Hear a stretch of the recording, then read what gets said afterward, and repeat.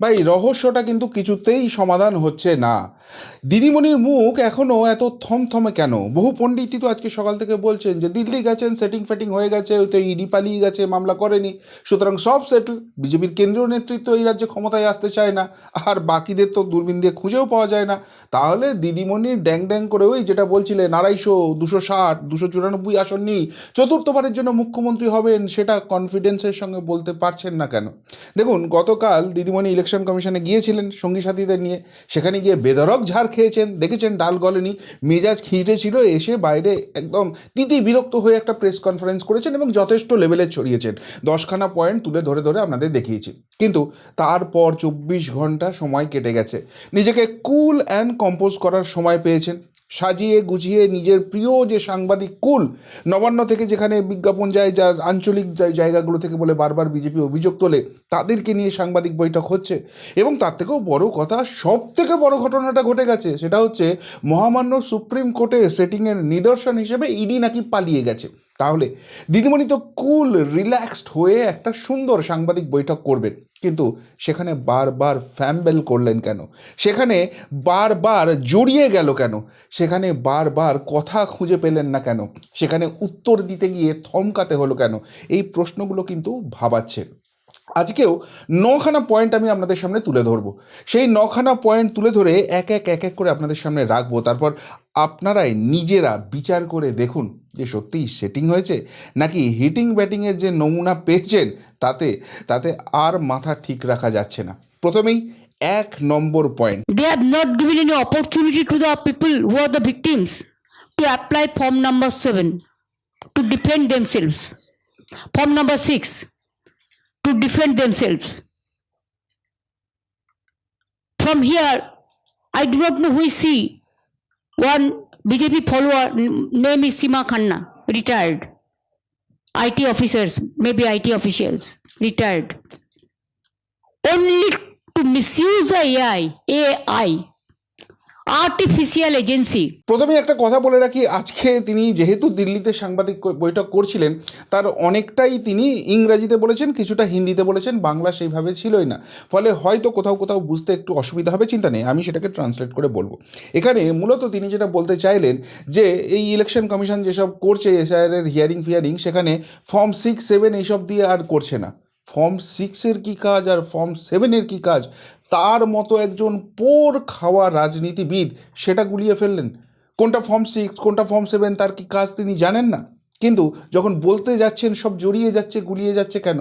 এবং আরেকটা কথা দেখুন, তিনি খুব জোর দিয়ে বলার চেষ্টা করলেন যে ইলেকশন কমিশন ওখানে সীমা খান্না নামে এক ব্যক্তিকে রেখে দিয়েছে, যিনি বিজেপির আইটি সেল, তিনিই বসে বসে সমস্ত ডিলিট করাচ্ছেন, এবং সেটা হচ্ছে এআই এর মাধ্যমে, এবং এআইটাকে তিনি অত্যন্ত জোর দিয়ে বললেন। কিন্তু এআই এর মানেটা তিনি কি করলেন? Artificial agency. এআই মানে আর্টিফিশিয়াল এজেন্সি, এ না হয় তো আর্টিফিশিয়াল আই। আই দিয়ে কি এজেন্সি হয়? তাহলে তো এ হতো। নাকি এজেন্সির ভয় তাকে তারা করছে? ওই যে ইডির সেটিংয়ের কথাটা ভাবছেন, সেই সেটিং কিছু হয়নি, এই এজেন্সির হাতেই বড় দুঃখ নাচছে তার কপালে, সেটা বুঝতে পেরেছেন বলেই কি এআই মানে আর্টিফিশিয়াল এজেন্সি হয়ে যাচ্ছে, আর্টিফিশিয়াল ইন্টেলিজেন্স আর থাকছে না, এটাতেও গুলিয়ে যাচ্ছেন। এর থেকেও একটা বড় জিনিস পার্ট 2-তে দেখুন।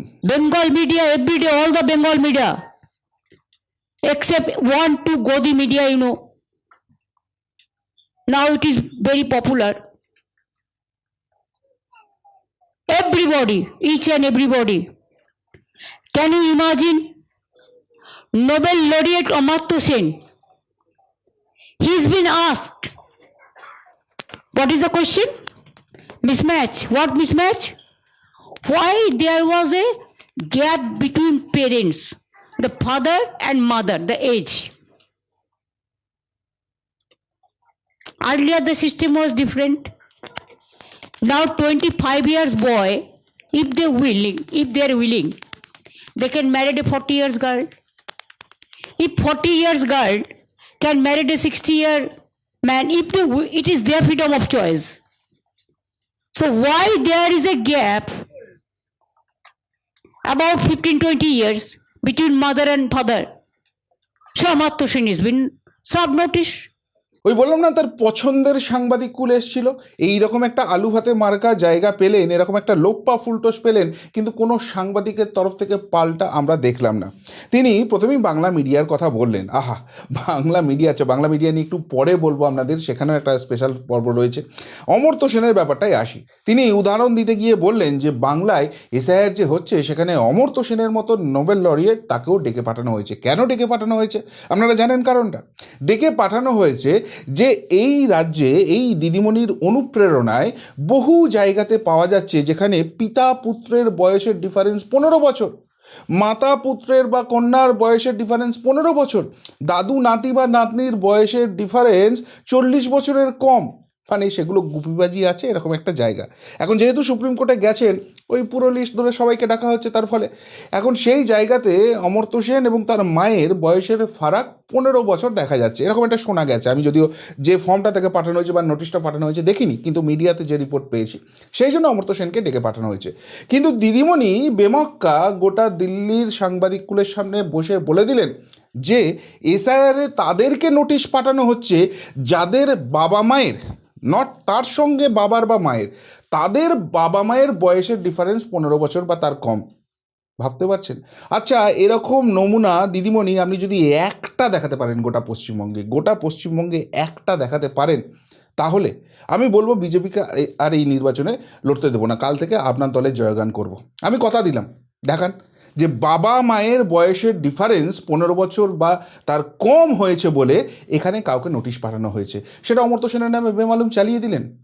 এই যে জলজ্যান্ত মিথ্যাচার করতে হচ্ছে, অসত্য ভাষণ করতে হচ্ছে মিডিয়া প্রেসের সামনে, এবং সেটা ন্যাশনাল প্রেসের সামনে, এখান থেকেই কি দেউলিয়াপনাটা স্পষ্ট হয়ে যাচ্ছে না? যে লজিক নিয়ে তিনি গেছেন, যে জিনিস তিনি এস্টাবলিশ করতে চাইছেন, কিচ্ছু করতে পারছেন না, সেই জন্য এরকম হাতড়ে বেমক্কা ভুল এক্সাম্পল দিতে হচ্ছে। নাকি এতখানি চাপে আছেন যে পিতা পুত্রের বয়সের ডিফারেন্স 15 বছরের কমটাকে পিতা মাতার বয়সের ডিফারেন্স 15 বছরের কম করে দিচ্ছেন, করে গুলিয়ে ফেলছেন? কোনটা সত্যি? এবার পার্ট নাম্বার 3টা দেখুন। If I give you one example in my constituency, Bhawanipur, see how they are working. 40,000, my vote may be 2,21,000 like this. Approximately, I'm telling you. First, they deleted 40,000 unilaterally.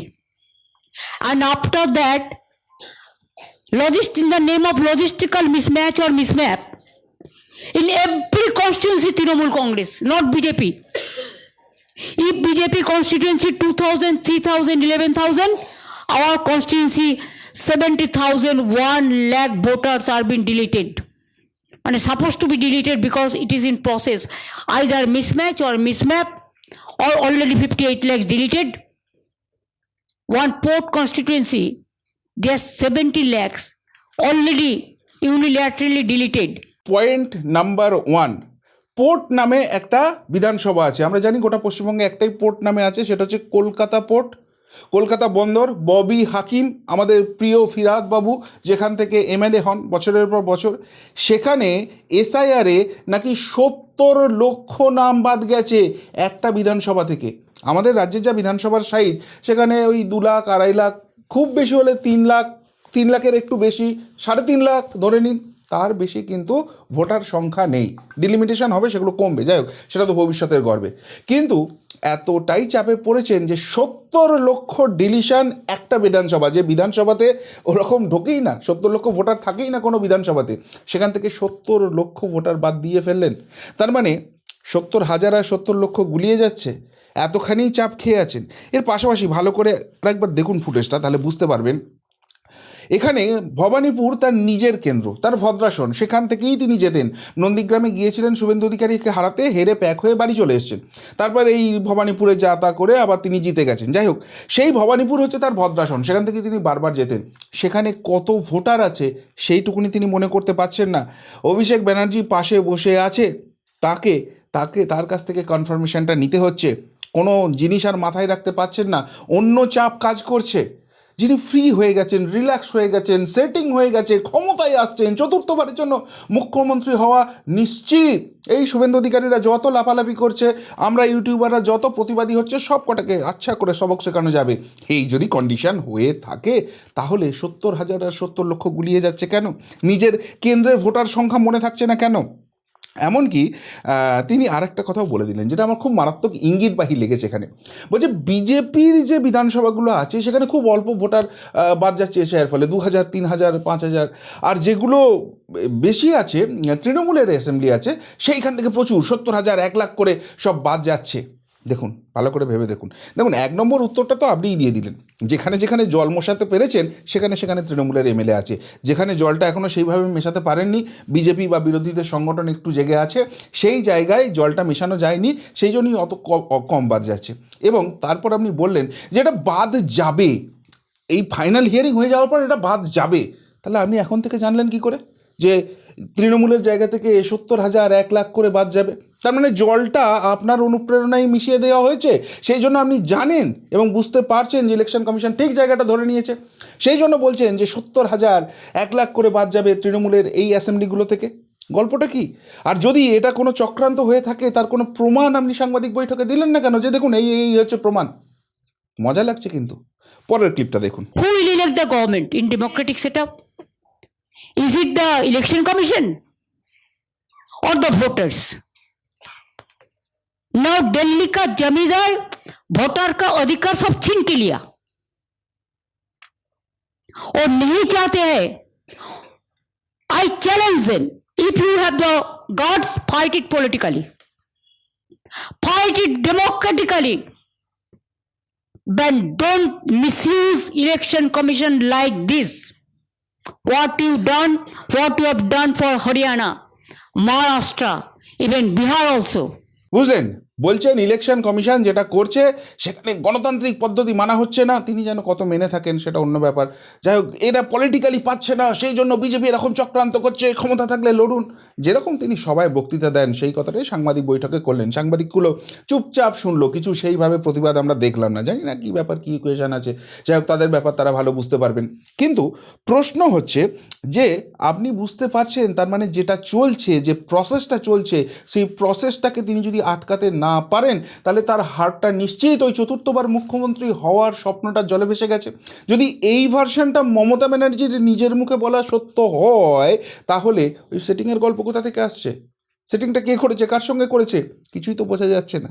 এবং আরেকটা জিনিস, মজার জিনিস দেখুন, তিনি এই জায়গাটাকে বোঝাতে গিয়ে বাংলায় কত জঘন্যভাবে এসআইআর হচ্ছে সেই জায়গাটায় বলতে গিয়ে বললেন যে মহারাষ্ট্র, বিহার, তারপর হরিয়ানা, এইখানে তো ওইভাবে করেছিল, কেউ খেলাটা ধরতে পারেনি। আমরা বাংলায় খুব স্ট্রং অর্গানাইজেশন, আমরা ধরে নিয়েছি খেলাটা। তো বিহারে না হয়েছে এসআইআর, মেনে নিলাম। মহারাষ্ট্র, হরিয়ানাতে কবে এসআইআরটা হলো, তারপর নির্বাচনটা হলো। আর তার থেকেও বড় কথা, এইসব জায়গায় আপনার ওই জোটসঙ্গী রয়েছে রাহুল গান্ধীরা, তারা চিল্লি করছে বটে ভোট চুরি হয়েছে বলে। কিন্তু মুশকিল হচ্ছে, যখন ইলেকশনটা হচ্ছিল না, তখন এই রাহুল গান্ধীরা বা তার জোটসঙ্গী, আপনার ইন্ডি জোটের সঙ্গীরা, তারা সকলেই সব জায়গাতে সরকার করে ফেলেছিল। কে মুখ্যমন্ত্রী হবে, কে কোন মন্ত্রক হবে, সেইগুলোর ভাগ বাঁটোয়ারা হচ্ছিল। আর তারপর যখন জনগণ ঠাটিয়ে থাপ্পড়টা মারলো, যখন এখানে পরাজয় হলো, তখন পরাজয়ের আর্তনাদ শোনা যাচ্ছে। এখানে ভোট চুরি হয়েছে, বিহারে এসআইআর হয়েছে, সেই জন্য সব হয়ে গেছে। গল্পগুলো কিন্তু খুব মজার লাগছে এবং সেই একই এক্সকিউজের দিকে আপনি আসছেন। তার মানে কি, বিহারে যা ফল হয়েছে, মহারাষ্ট্রে যা ফল হয়েছে, হরিয়ানাতে যা ফল হয়েছে, তার রিপিট টেলিকাস্ট বাংলায় হতে চলেছে। আপনি বুঝে গেছেন, সেই জায়গা থেকে আর বেরোনোর জায়গা নেই, সেই জন্য এখন থেকে এক্সকিউজটাকে আপনি সামনে রেখে দিচ্ছেন। মজা লাগছে কিন্তু। এবার পরের ক্লিপটা দেখুন। No money left out for the youth generation, young generation. Only the money is for social network, so-called. Now media became second, and their social media, through social media, the narrative, the negative, Publicity is going on always. এই জায়গাটা আমার কিন্তু খুব interesting লেগেছে, খুব ভালো লেগেছে। যাই হোক, এতদিন বাংলার গণ্ডিতে থেকে আমাদের উপর অত্যাচার নিপীড়ন করেছেন, মুখ বন্ধ করার চেষ্টা করেছেন, তীব্র গালাগালি করেছেন, কিন্তু সেইভাবে তো আমাদের আইডেন্টিটি তৈরি হয়নি। এখন সর্বভারতীয় মিডিয়ার সামনে এই যে গালাগালিটা করলেন, এটা থেকেই স্পষ্ট হয়ে গেল তাহলে ঠিক জায়গায় আগুনটা লাগাতে পেরেছি, লেজে আগুনটা ভালোই লেগেছে।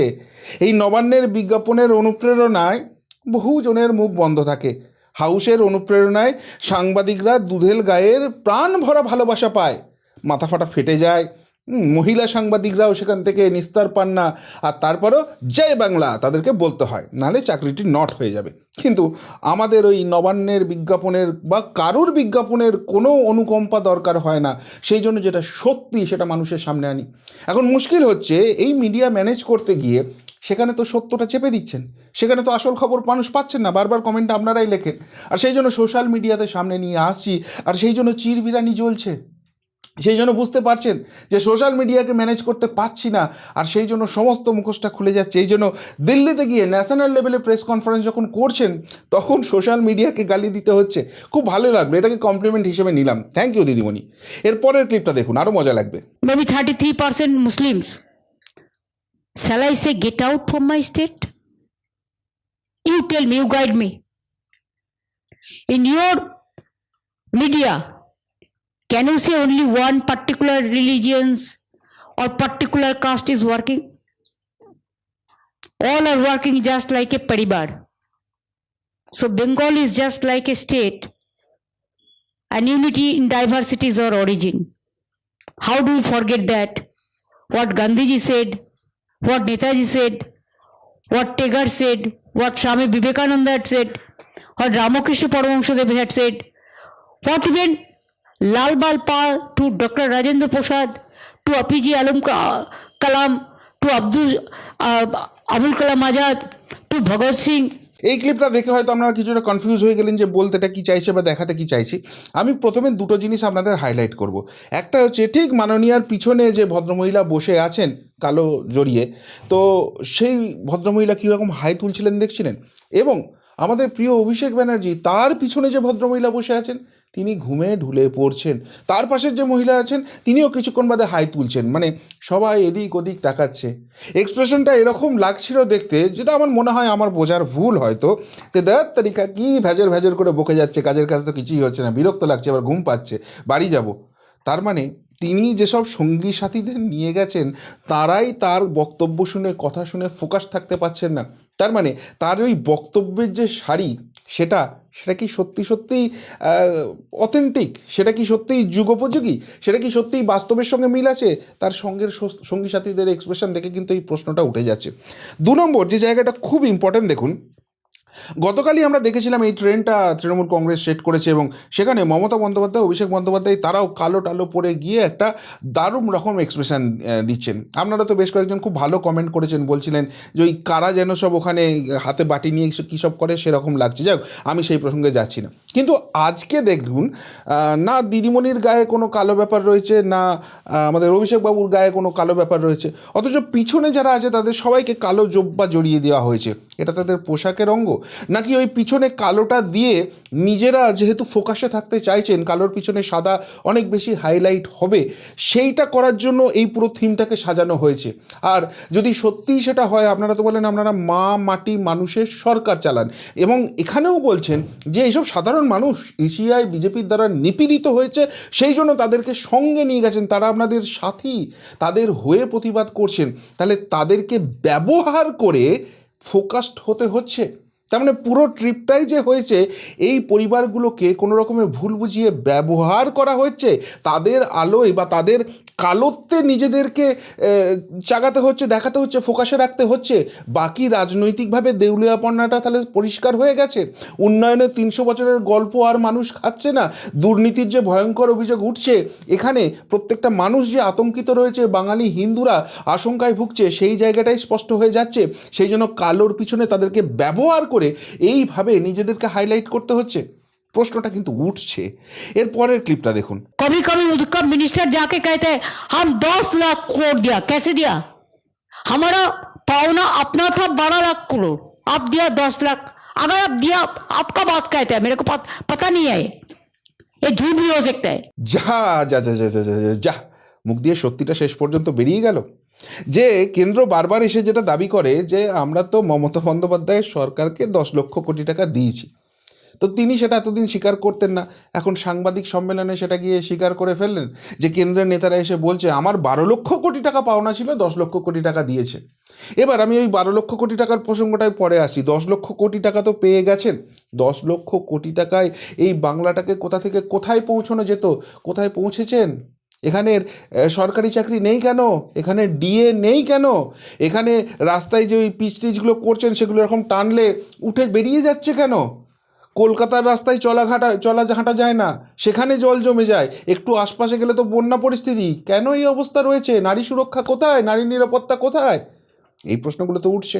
আর ওই 2 লক্ষ কোটি টাকার হিসেব আমরা সকলেই জানি, আপনি বারবারই সেটা নিয়ে প্রশ্ন তোলেন, যেখানে বেসিক্যালি ওই আমফান হয়েছিল সেই জন্য আমাকে এত টাকা দাও, ওই বুলবুল হয়েছিল তার জন্য আমাকে এত টাকা দাও, সেই সব আপনার মন গড়া হিসেব।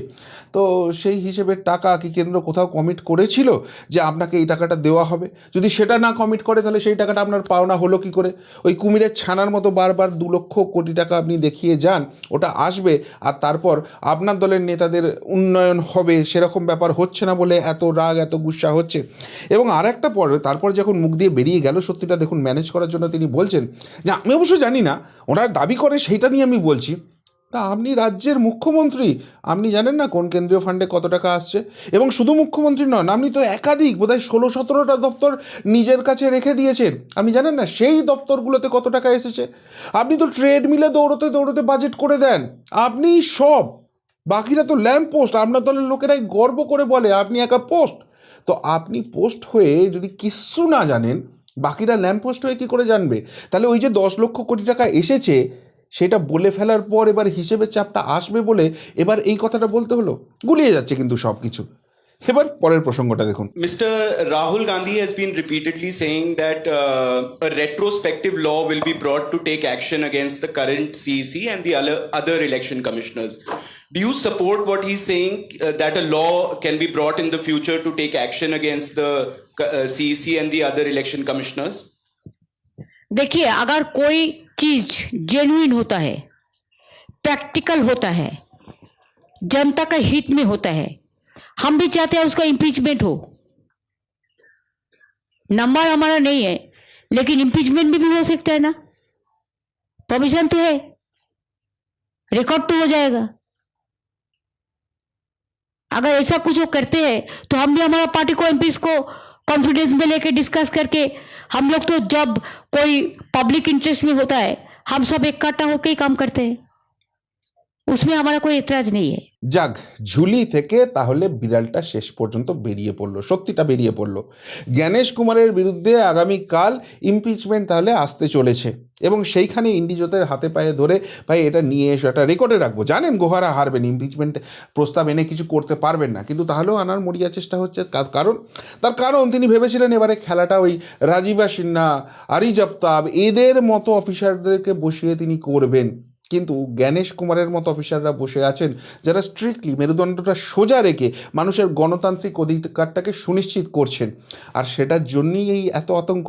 যদি সেটিং হয়েই থাকবে তাহলে জ্ঞানেশ কুমারকে তাড়াবার দরকার কি পড়বে, ইমপিচমেন্ট আনার দরকারটা কি পড়বে? আমার তো কিছুই মাথায় আসছে না, কিছুই বুঝতে পারছি না। সেটিং যদি হয়েই থাকে, এই জ্ঞানেশ কুমার রায় তো তার জয়ের পথ পরিষ্কার করে, আর নিকুচি করেছে জ্ঞানেশ কুমার ভাই। সেটিংটা তো হয়েছে সাদা দাড়ির সঙ্গে, তো তারাই তো বাংলায় চায় না বিজেপি আসুক। তো বিজেপি যখন এই জায়গাটা ছেড়েই দিচ্ছে, জ্ঞানেশ কুমারের পিছনে লাগতে যাচ্ছেন কেন? নাকি এই জায়গা থেকে কোথাও কোনো সেটিং হওয়ার কোনো চান্স নেই? তাই শেষ চেষ্টা করে একটা, দেখো আমরা ইমপিচমেন্ট নিয়ে এসেছি, এবং সেইটা ওই মহামান্য সুপ্রিম কোর্টে যে মামলাটা আছে সেখানে ব্যবহার করে একটা চাপ সৃষ্টি করা, সেই রকম কোনো পরিকল্পনা হচ্ছে। এবার শেষ প্রশ্ন, এবং এটা সব থেকে গুরুত্বপূর্ণ, সব থেকে মজার, দেখুন একবার। और अंतिम और क्विक छोटा जवाब कि आपका असेसमेंट क्या है बंगाल में इस बार के चुनाव में टीएमसी को कितनी सीटें मिलेंगी? एक क्या छूट गया बोलो, और एक क्या छूट गया आपका? हमारा assessment, I am not a political astrologer but this time will get more and more. আরে আরে আরে আরে দিদিমণি বলেন কি, আপনি পলিটিক্যাল অ্যাস্ট্রোলজার না? তাহলে ওই যে শুনছিলাম 250 আসন 260 আসন নিয়ে আপনারা ক্ষমতায় আসছেন, তাহলে সেটা কারা বলেছিল, কেন বলেছিল?